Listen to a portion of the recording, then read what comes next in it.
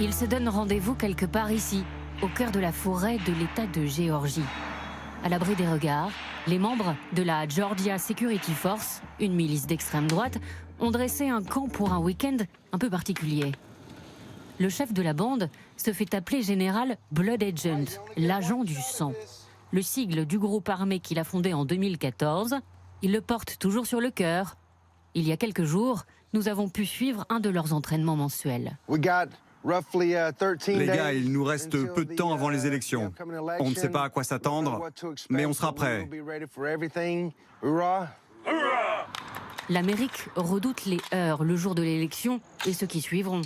Alors eux se préparent à défendre leur pays, à défendre la paix, insiste-t-il. Pour moi, le meilleur scénario possible, ce serait que les gens se rebellent pacifiquement, en gardant leurs responsabilités. Je donnerais évidemment un coup de main à ceux qui partagent cette position. Dans sa vie civile, le général travaille dans un cabinet juridique. Pour entraîner ses troupes dans les bois, il a mis son uniforme de combat. On va aller au contact de l'ennemi. Leur bataille commune, c'est le droit constitutionnel au port d'armes. Et leur ennemi, c'est Joe Biden.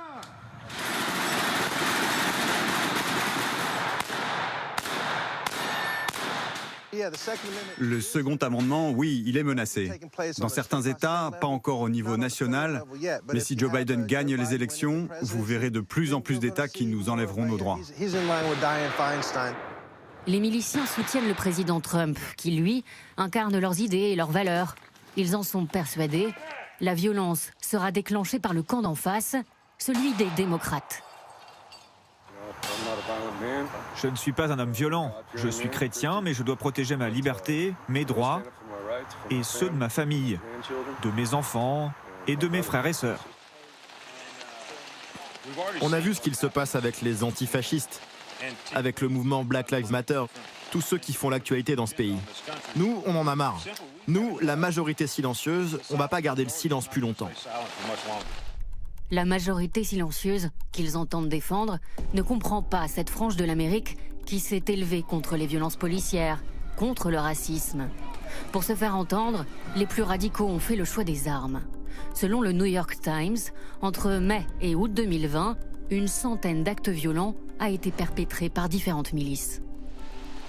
À quelques kilomètres d'Atlanta, sous une pluie battante, c'est l'heure du barbecue et des pronostics électoraux.